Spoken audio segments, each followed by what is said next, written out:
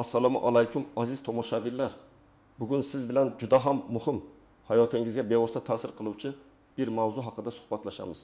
Agar siz yoki yaqinlaringiz 1901 yilgacha ta'lim olgan bo'lsangiz, demak bu video aynan siz uchun. Men hozir aytadigan ma'lumotlar sizning nafaqangizni qayta hisoblab chiqish imkoniyatini berishi va natijada siz kutmagan yoqimli bir syurprizga sabab bo'lishi mumkin. Bu shunchaki bir yangilik emas. Balki sizning munosib nafaqangizni ta'minlash yo'lidagi muhim qadamdir. Shu sababli videoni oxirigacha diqqat bilan tomosha qiling. Har bir so'zimga e'tibor bering. Hozirning o'zida kanalimizga obuna bo'lishni va ushbu videoga like bosishni unutmang. Chunki bu ma'lumotlar ko'proq odamlarga yetib borishi juda muhim. Aslida muammo nimada va vaziyat qanday o'zgardi? Keling, avvalo nafaqa tizimining o'tmishiga qisqacha nazar tashlaylik. Sovet ittifoqi davrida nafaqa hisoblash qoidalari hozirgidan ancha farqli edi. O'sha davrda mehnat staji va o'rtacha ish haqi asosiy mezon bo'lgan. Ammo eng muhimi oliy yoki o'rta maxsus ta'lim muassasalarida kunduzgi bo'limda olingan ta'lim davri, ya'ni talabalik yillari ham mehnat stajiga qo'shib hisoblangan. Bu qoida o'sha paytda mavjud bo'lgan ijtimoiy kafolatlar tizimining bir qismi edi. Bu degani, agar siz institutda 5 yil o'qigan bo'lsangiz, bu 5 yil ham xuddi ishlagandek sizning mehnat stajingizga qo'shilishi kerak edi. Vaqt o'tishi bilan O'zbekiston mustaqillikka erishgandan so'ng nafaqa qonunchiligida bir qator o'zgarishlar yuz berdi. Yangi qonunlar va me'yoriy hujjatlar qabul qilindi. Ba'zi hollarda bu o'zgarishlar natijasida oldingi tartib bo'yicha talabalik davri mehnat stajiga kiritilmagan bo'lishi yoki noto'g'ri hisoblangan bo'lishi mumkin. Ya'ni sizning nafaqangiz hisoblanayotganda barcha talabalik yillaringiz to'liq hisobga olinmagan bo'lishi ehtimoli mavjud. Ayniqsa eski uslubdagi hujjatlar, arxiv ma'lumotlari yoki ma'muriy xatolar tufayli bu holat ko'p kuzatilgan. Endi esa ajoyib yangilik shuki, hukumatimiz tomonidan bu masalaga jiddiy e'tibor qaratilmoqda. Qabul qilingan yangi qarorlar va me'yoriy hujjatlar, jumladan ba'zi huquqiy tushuntirishlar tufayli 1991 yilgacha olingan ta'lim davrini mehnat stajiga to'liq hisobga olish mexanizmlari yanada aniqlashtirildi va ba'zida hatto qayta ko'rib chiqilish kerakligi belgilandi. Bu degani, sizning nafaqangizni qayta hisoblash uchun yangi imkoniyatlar paydo bo'ldi. Agar sizning talabalik yillaringiz nafaqa hisobga olinmagan bo'lsa, sizning nafaqangiz miqdori oshishi mumkin. Bu aynan o'sha syurprizdir, azizlar. U sizning uzoq yillik o'qishingiz va mehnatingiz uchun munosib e'tirof bo'ladi. Sizga bu imkoniyatdan to'liq foydalanish juda muhim. Asosiy qism bin nimalarni bilish kerak, kimlar uchun bu muhim va kimlarga taalluqli emas. Endi esa batafsilroq to'xtalamiz. Bu yangilik kimlarga tegishli, kimlar xavotirlanishi kerak va kimlar uchun bu masalaning ahamiyati kamroq. Avvalo shuni ta'kidlamoqchimanki, bu holat asosan 1991 yilning 1 yanvariga qadar oliy yoki o'rta maxsus o'quv yurtida kunduzgi bo'limda ta'lim olgan fuqarolarga tegishli.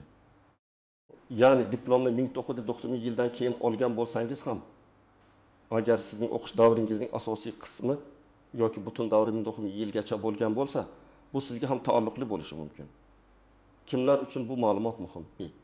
Sirf oliy ma'lumotlilar, universitet, institut yoki akademiyalarida kunduzgi bo'limda o'qiganlar. Masalan, 1990 yilda Toshkent davlat universitetiga kirib, uni tamomlagan shaxslar.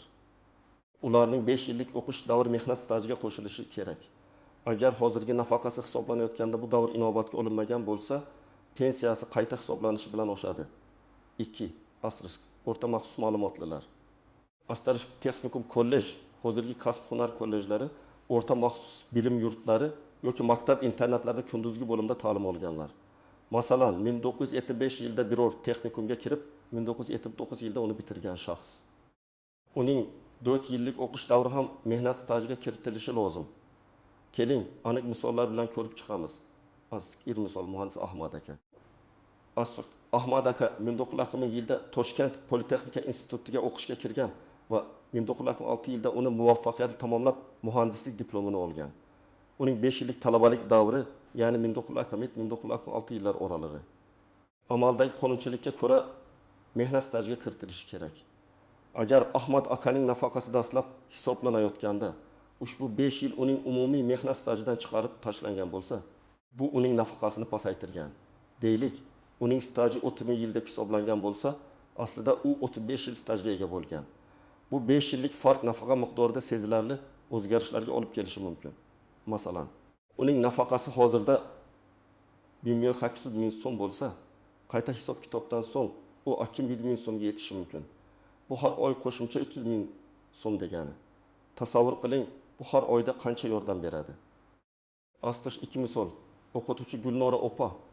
Gulnora opa 1997 yilda pedagogika institutiga o'qishga kirgan va 1997 yilda uni tamomlagan. Uning ham 5 yillik o'qish davri, ya'ni 1997 yillar oralig'i mehnat stajiga qo'shilishi shart. Agar Gulnora opaning pensiya hisobida bu davr e'tibordan chetda qolgan bo'lsa, u ham pensiya jamg'armasiga murojaat qilishi kerak. Uning 22 yillik staji bilan nafaqasi 1.620 ming so'm bo'lsa, 5 yil qo'shilib 33 yillik staj bilan bu summa 1.920 ming so'mga ko'tarilishi mumkin. Bu shunchaki bir misol, albatta. Aniq raqamlar individual holatga bog'liq. Kasb hunar bilimi yurti bitiruvchisi Jamol aka. Jamol aka 1970 yilda kasb hunar bilim yurtiga o'sha paytdagi PTU kirib, 1973 yilda uni tamomlagan. U 3 yil davomida o'qigan. Bu 3 yillik davr ham mehnat stajiga kiritilishi shart. Agar uning nafaqasi hisoblanayotganda bu davr qo'shilmagan bo'lsa, u ham pensiyasini qayta hisoblashni talab qilishga haqli. Jamol akaning hozirgi nafaqasi 1.400 ming so'm bo'lsa, 30 yillik staj qo'shilgandan so'ng uning nafaqasi 1.5 ming so'mga yetishi mumkin. Kimlarga bu ma'lumot taalluqli emas? Ya'ni kimlar xavotirlanishi shart emas. 1. 1991 yildan keyin ta'lim olganlar. Agar sizning butun o'qish davringiz 1991 yildan keyin bo'lsa, ya'ni siz 1991 yildan keyin o'qishga kirib, 1991 yildan keyin tamomlagan bo'lsangiz, ushbu qoida sizga taalluqli emas. Chunki yangi qonunchilikda talabalik davrini mehnat stajiga qo'shish borasida boshqacha yondashuvlar mavjud. 2. Asta sirtqi yoki kechki bo'limda o'qiganlar. Astirish bu qoida faqat kunduzgi bo'limda olingan ta'limga tegishli. Sirtqi yoki kechki bo'limda o'qish davri qoida tariqasida mehnat stajiga kiritilmaydi. Chunki bu davrda fuqarolar odatda ishlagan va ularning ish staji allaqachon hisobga olingan bo'ladi. 3. Avvalgi hisob kitobda talabalik yillar to'liq hisobga olinganlar. Agar sizning nafaqangiz dastlab hisoblanayotganda. Pensiya jamg'armasi mutaxassislari sizning talabalik yillaringizni to'liq va to'g'ri kiritgan bo'lsalar, u holda siz uchun hech qanday o'zgarish bo'lmaydi. Ammo buni aniqlash uchun baribir tekshirib ko'rish zarar qilmaydi. Bu esa keyingi amaliy tavsiyalar qismida batafsil tushuntiriladi. Shuni ham esda tutingki, bu qoidalar O'zbekiston Respublikasi fuqarolari uchun amal qiladi.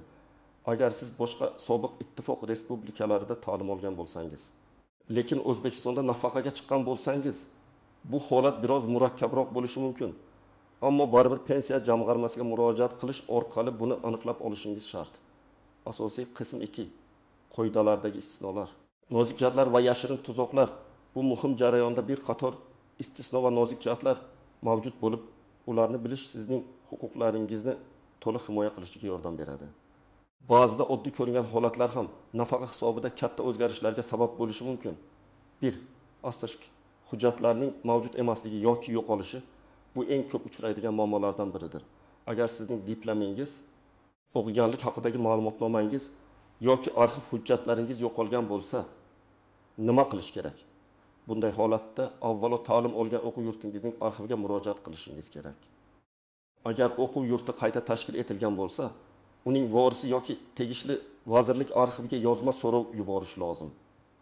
Hatto o'quv yurti umuman tugatilgan bo'lsa ham, arxiv ma'lumotlari boshqa arxiv muassasalariga topshirilgan bo'lishi mumkin. Bu jarayon vaqt talab qilishi mumkin. Shuning uchun iloji boricha tezroq harakat qilish muhim. Ba'zi hollarda sud orqali ham o'qish davrini tasdiqlash mumkin, ammo bu oxirgi chora hisoblanadi. 2. Astarish o'qish va ish faoliyatining bir vaqtga to'g'ri kelishi. Ba'zi fuqarolar kunduzgi bo'limda o'qish bilan birga yarim stavkada yoki boshqa ish joylarida ishlagan bo'lishlari mumkin. Bunday hollarda mehnat staji uchun qaysi davr hisobga olinishi kerakligi savol tug'iladi. Qonunchilikka ko'ra bir vaqtning o'zida ham o'qish, ham ish staji qo'shib hisoblanmaydi. Odatda bu yerda fuqaroning o'ziga qaysi biri foydaliroq bo'lsa, o'sha davr tanlanadi. Agar o'qish davri ishdan ko'ra ko'proq foyda keltirsa, o'qish davri hisobga olinadi. Aks holda ish staji. Bu pensiya jamg'armasida sizning mehnat daftarchangiz va o'qish haqidagi hujjatingiz asosida tekshiriladi. Harbiy xizmat davri va o'qish. Agar siz o'qish davrida yoki undan oldin harbiy xizmatni o'tagan bo'lsangiz, harbiy xizmat davri ham mehnat stajiga qo'shib hisoblanadi. Bu holatda ham bir vaqtning o'zida o'qish va harbiy xizmatning qo'shib hisoblanmaslik qoidasi amal qiladi. Lekin harbiy xizmat davri o'qish davridan oldin yoki keyin bo'lsa, har ikkisi ham qonuniy ravishda hisobga olinadi. Harbiylar uchun pensiya hisoblashning o'ziga xos jihatlari bo'lib, bu masalani pensiya jamg'armasi mutaxassislari bilan batafsil muhokama qilish lozim. 4. Sobiq ittifoq respublikalarida olingan ta'lim. Agar siz O'zbekiston hududidan tashqarida, ya'ni sobiq SSSR davrida boshqa respublikalarda, masalan, Rossiya, Qozog'iston, Ukraina va hokazo ta'lim olgan bo'lsangiz, bu davr ham mehnat stajiga kiritilishi mumkin. Biroq buning uchun sizda tegishli diplom va o'qish haqida ma'lumotnoma bo'lishi shart. O'zbekiston va sobiq ittifoq davlatlari o'rtasida tuzilgan bitimlar asosida bu davrlar o'zaro tan olinadi.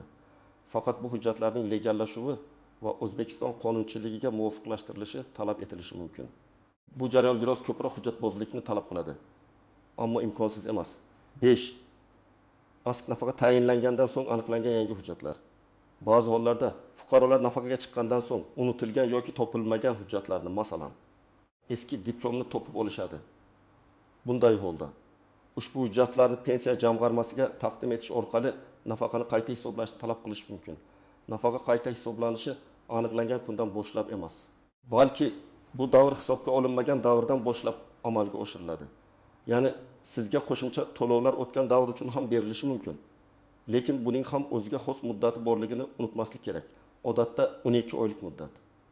Shuning uchun har bir hujjatni topgandan keyin zudlik bilan murojaat qilish juda muhim. 6. Asta-asta qonunchilikdagi tez-tez bo'ladigan o'zgarishlar. Nafaqa qonunchiligi doimiy ravishda takomillashib boradi. Bugun amal qilayotgan qoidalar ertaga biroz o'zgarishi mumkin. Shuning uchun bu sohadagi yangiliklardan doimiy xabardor bo'lish, bizning kanalimizni kuzatib borish siz uchun juda foydali bo'ladi. Men doimiy ravishda eng so'nggi ma'lumotlarni sizga yetkazishga harakat qilaman. Bu nozik jihatlarni bilish sizga pensiya jamg'armasi bilan muloqotda o'z huquqlaringizni himoya qilishda va to'g'ri ma'lumot olishda yordam beradi. Unutmang, sizning bilimlaringiz va faolligingiz sizning munosib nafaqangizni ta'minlashning kalitidir. Amaliy maslahatlar, siz nima qilishingiz kerak? Aziz tomoshabinlar, endi eng muhim qismga keldik. Bu imkoniyatdan foydalanish uchun siz aniq qanday qadamlarni tashlashingiz kerak? Hamma narsani tartib bilan tushunarli qilib tushuntirib beraman. Asterisk birinchi qadam hujjatlaringizni to'plash. Asterisk pasportingiz. Bu shaxsiy guvohnomangiz. Asterisk diplomingiz yoki o'qish tugatganingizni tasdiqlovchi boshqa hujjat. Bu oliy yoki o'rta maxsus ta'lim muassasasi tugatganingizni tasdiqlovchi asosiy hujjat. Agar diplom yo'q bo'lsa, ta'lim muassasasi tomonidan berilgan arxiv ma'lumotnomasi ham yaramaydi. Bu ma'lumotnomada sizning o'qishga kirgan va tamomlagan sanalaringiz, kunduzgi bo'limda o'qiganligingiz aniq ko'rsatilgan bo'lishi kerak. Agar bu hujjatlar topilmasa, yuqorida aytilgandek, o'qigan joyingizning arxivga murojaat qiling. Mehnat daftarchangiz. Bu sizning barcha ish faoliyatingiz aks etgan asosiy hujjat. Pensiya jamg'armasi tomonidan sizning stajingizni aniqlashda asosiy manba bo'lib xizmat qiladi. Ikkinchi qadam. Pensiya jamg'armasi bo'limiga murojaat qilish.